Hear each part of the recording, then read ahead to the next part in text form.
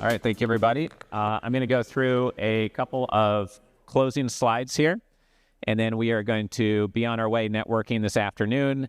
And that'll be the end of the event, so appreciate you being here. A couple quick notes from throughout the day.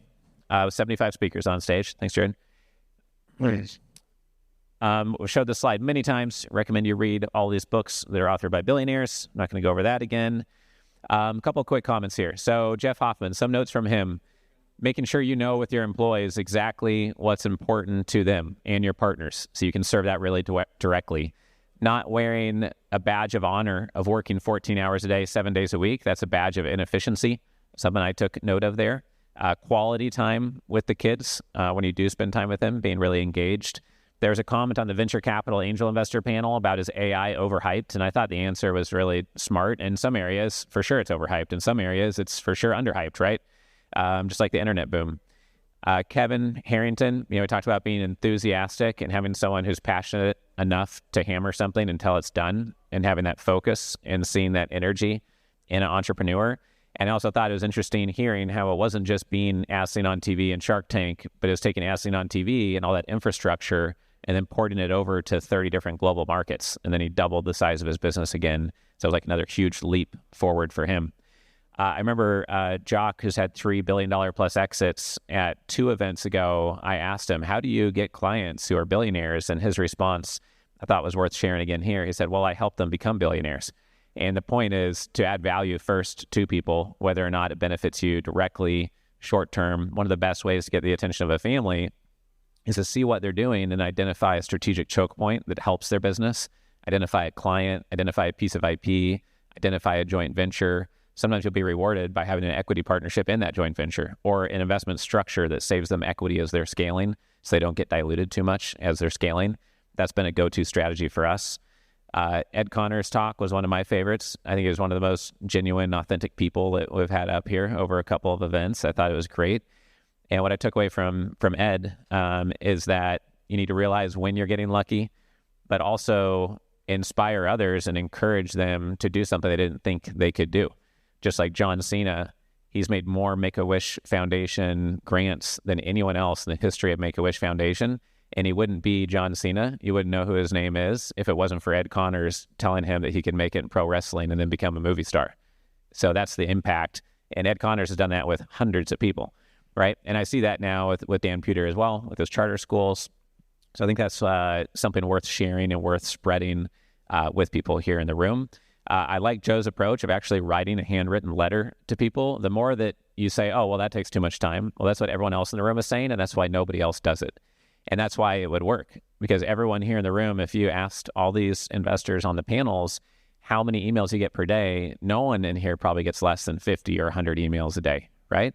And so how many of you get a handwritten note or a newsletter that just adds value? It's not a fact sheet selling you on their hedge fund. It's just pure value. Probably get 2 to 4 of those a month or 0 per month in the mail. And so we sent in an envelope to family offices our newsletter for a few years, and we stopped. And then 2 years later, the Neutrogena skincare family, who we never interacted with, reached out and said, hey, we have a need for our team. Do you know a CFO we could hire? We used to get your newsletter in the mail, and I don't know why you stopped sending it, but we liked it. And then this $1 billion plus family reached out years later because no one else in the whole family office industry was doing that. And that was cold just off of an address we found online. So if you took your top 300 investor leads that you know are real, and you know that's their real address, and you know that if they saw your expertise, they'd want to do business with you, and you sent them for $1 a month, a one-page newsletter front back that just added value, I would guess that no one here in the room is doing that. And so when Joe said that on stage, I want to make sure people didn't write it off as a 1940s strategy for building your business, because doing what others are not doing is part of how you're successful.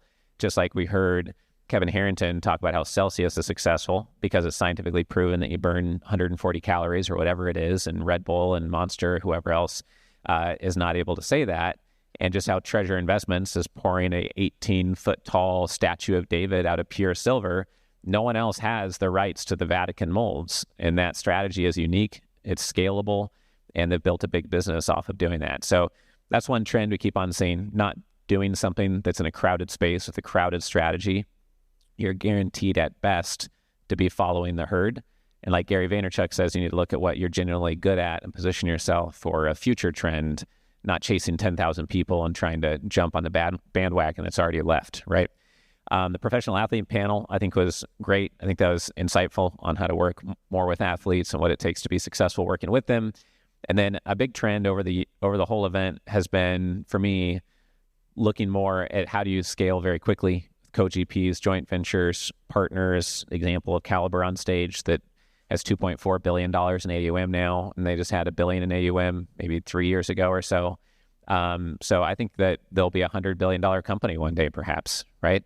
And it's through creative thinking, not thinking, oh, we can only work with you if you put money in our fund. You approach a $100 million family and you want to turn them away because they want to think like an entrepreneur like you. That doesn't make sense. You know how an entrepreneur thinks, and they want to do something that's strategically to their advantage and that makes a lot of sense, that makes them feel like they're being a great steward of their money, especially if they're worth hundreds of millions or $1 billion. The credibility of association, of being able to say that you've partnered with Warren Buffett or you're partnered with Jeff Hoffman, et cetera, is huge. And that could lead to a whole bunch of good stuff happening for you. Already talked about some insights from Kevin and Jock and Ed Connors, as well as Joe Williams. So I just want to thank all of the speakers. I want to thank our team. We've got over 25 people on our team. We've got about 15 of them here. So I hope you enjoy interacting with them. After each of these events, we have about 30 different bullet points on things we need to tweak. This venue on the first day got a little bit tight, crowded back there. We had a little bit more registrations than expected for Beverly Hills. So that's like one of our 30 bullet points for this one, is to try to figure out that flow a little bit better for you at the next event. But for our U.S. events, for the planned future, this will be the last one that you can come to that's 2 days with cocktails the night before. All of our investor summits will be 3 full days with cocktails the night before, just like our biggest annual Super Summit in Florida. And our reasoning is you could go spend your time at any event you want to, right? It's not about the cost of the money. It's really about the cost of your time of being here. So we want the first impression that anyone has coming to one of our investor summits to have it be one of the best investor events they've been to the whole year. And so each of our events won't have 75 speakers on stage. It'll be 125 speakers on stage, just like our Super Summit in South Florida each year. So you'll see each of our quarterly events called Super Summits. We're going to have one in New York, one Beverly Hills, one down in South Florida. Our single family office summit will be called that, but it's 3 full days long with cocktails the night before. And we're just packing as many different investment perspectives and potential partners and insights on stage as possible. So you walk away with a couple new investment structures to think about, a couple new ways to think about partnering, a couple new friends in the industry, a couple more potential investors maybe, or balance sheet partners. And I would encourage you to use our investor portal to review all of the tax expert interviews we have. Between our tax strategy summits and interviews, we have 50 tax experts who have gone deep on 529 plans that are not just for college savings, but everyone thinks of them that way. But ultra-wealthy families use them differently. And we have 49 other examples just like that we don't have time to go into today. I'd also go really deep on investment structures.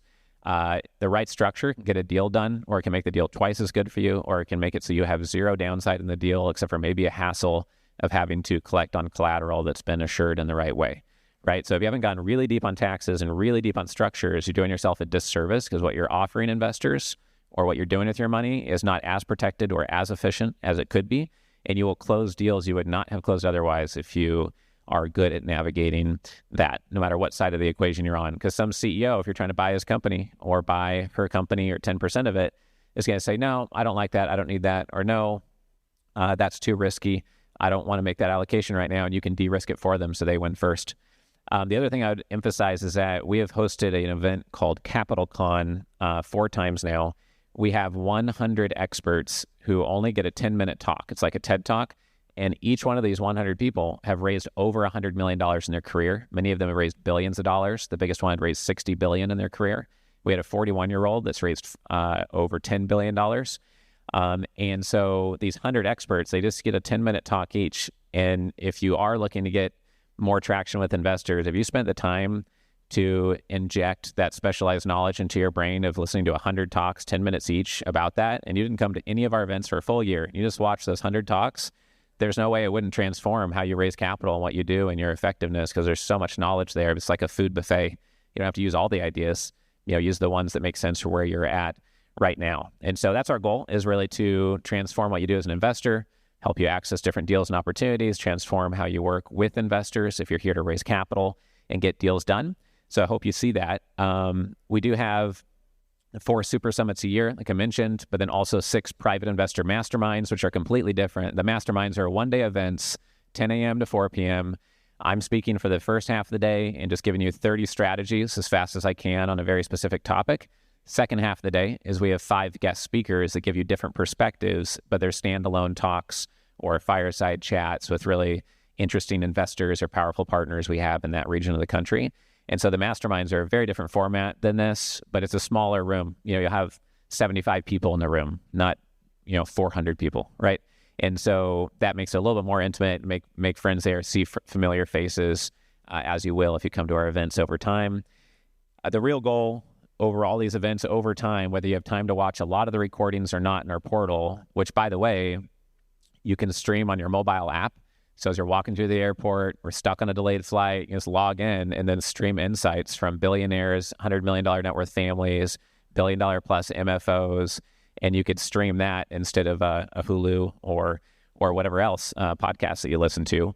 And Dan Sullivan is one of my mentors, and he said there's 2 types of knowledge in the world. There's specialized knowledge and there's worthless knowledge. And we hope the knowledge you get here is far from worthless. It was like very, very specialized on how to work with family offices, be creative, think entrepreneurially, et cetera. And it's really stacking everything that you hear on stage over 8 of these events, let's say, and all these types of models that we talk about at our events and stacking them on top of each other when most of your competitors don't know about even a fourth of these ideas. That makes things highly effective and potentially grow exponentially, hopefully, for you. So keep in mind that we do have the enterprise package. If you need capital, pitch deck, capital raising, coaching, it's 8 coaching calls over a year. Give you a whole bunch of templates to do your videos, your pitch decks, your one-pagers. Make sure you conduct due diligence on anything that you find at our event or anyone else's. And we have the verified diligence package. If you want to raise capital faster, we have a 50-point due diligence package that Mike puts together. He's done over 100,000 private investigations. He's our partner for that. And will do an amazing job so that when your investors look at something, it's done at such a level of due diligence, they would not have spent that much time conducting due diligence on it. Keep this strategy in mind of focusing on something so valuable and niche, like Kevin Harrington said, that it's worth trying a whole bunch of combinations and work until you break through. Hopefully you're having the most fun year of your life already. Try to always emphasize that and remind that, like I talked about this morning. And that's it for our content for today. I hope you enjoy networking out here. Thank you for all your attention. Appreciate it.